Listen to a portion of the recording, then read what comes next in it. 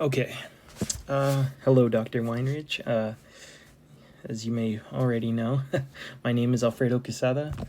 Um, so this presentation, it aims to focus on air pollution resulting from oil field activity.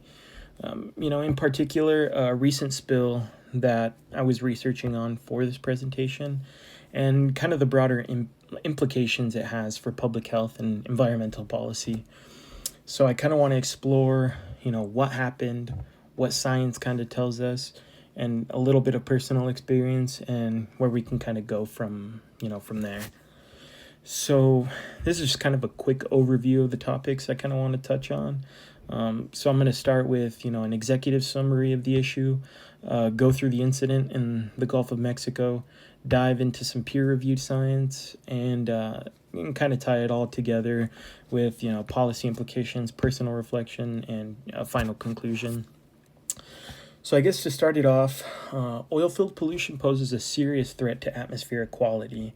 In May of this year, a leak occurred from an 82-year-old well in Louisiana, and over 50,000 gallons of oil has been recovered, and the cleanup effort involved hundreds of responders. I think at the time that I was researching it, it was 165, but I was doing some little more recent research. And I believe it's well over the 200 mark as far as the number of responders go. And this kind of highlights the growing risk of aging infrastructure and the need for constant monitoring. Oilfield operations release a mix of harmful substances, things like methane, nitrogen oxides, particulates, and quite a bit more things as well. These pollutants don't just float away. They don't just you can't just wash them off. They linger and contribute to things like smog, climate change, and pretty severe health issues. Locally, as far as what we can experience, they can cause respiratory and cardiovascular problems. And on a more global scale, methane's warming potential is what makes it seriously dangerous. So now I kind of want to take a look at that recent incident. So the spill began from a very old well. I believe it was owned by Spectrum Opco. Yeah, Spectrum Opco. It required emergency intervention from the NOAA. I can't remember what the NOAA stands for, but it required intervention from them and the Coast Guard. Well, the leak it's been somewhat contained. The long-term environmental impacts, they remain, unknown. It's kind of a big reminder of what exactly is at stake. So backing this up is a study from December 2024. It was published in the atmospheric environment. It identifies pollutants linked to unconventional oil and gas extraction. So these include, methane, kind of like the things I described before, but methane, nitrogen oxides, particulate matter, and volatile organics. And it all of it's all with proven effects on human health and the environment. And the study emphasizes it really emphasizes a real need for better regulation and ongoing monitoring. And I think that's a big reason why I wanted to choose this specific topic, was because ongoing monitoring and regulations on these wells, it's super important. And some of these wells get so old, and man, just from personal experience and the time that I've been working in the oil field since I was 18, so for almost 10 years, man, we've gone through easily, I want to say, over 250 wells. And you got to imagine that 250 wells, and I personally, I haven't heard from I've maybe looked into the recent 40, you know, because as far as the paperwork goes and recent monitoring goes, I file paperwork, but I'm never allowed to go to a recent or an old well. I can go back to 5 wells before that we've drilled, but anything before that, it's kind of left to other people, I guess. I'm doing air quotes, other people. Um, but it's like it's it's crazy. It's really crazy the amount of wells that we go through and kind of just leave unmonitored. And this is kind of where things come full circle. So the chemicals involved in the Gulf spill are the same ones highlighted in the peer reviewed study that I just showed. The science isn't just theoretical; it's happening in real life, in real time, and that's why it's so important to use research to guide, you know, how we respond to events like this. Because a lot of these wells, you got to imagine, a lot of these wells, they're not secluded or barricaded up, you know, with fences and guard postmen. These wells are capped off and they're left in the middle of nowhere. You know, people can walk onto these sites. They can tamper with the wells. I mean, the amount of stuff that can go wrong just from me thinking right now, it's insane. It's just ridiculous. And I think that if there's one big thing that we can do to really mitigate the amount of not only spills but accidents that we had, I actually lost one of my family members. It was my uncle, my dad's uncle. I lost him to a well explosion, and it was just a mere accident, and not by him, but by his co-op, the person that was working with him, and he burned to death from a explosion. So I think these accidents are, and not even just the accidents, but you know, things happen in nature. You never know what can go wrong. And I really think that monitoring and keeping good recollection of the wells that we have worked on, I think it's a big part of doing our due diligence as, you know, people that work in the oil field. So I think one of the biggest takeaways is that aging infrastructure is a major liability. These wells were built decades ago, like I said, with and I it's good, it's important to know these were built with a different understanding of risk and regulations at the time. So without regular maintenance and upgrades, we're literally setting ourselves up for more environmental disasters. The things that I did, the things that not just I, but the things that we did at these well sites 10, 15, 20 years ago is completely different than what we do today.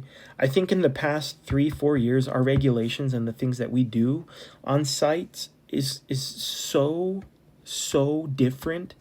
And I think that's exactly what scares me the most, is that I know 10 years ago, 15 years ago, things were not as regulated. Spills weren't as contained. Wells weren't put together in the same way. I mean, we used down to different screws. We used it's really scary, because I think if you go to these old well sites, I mean, all it takes is just monitoring and regulation of these previous wells. And I personally, I've spoken to some of my fellow supervisors and a couple of my supervisors about it. And it seems like I keep getting the same response. It's always, well, I wasn't on that well. I haven't worked on that well. It's a different team monitoring that well. It was a subcontract for that well.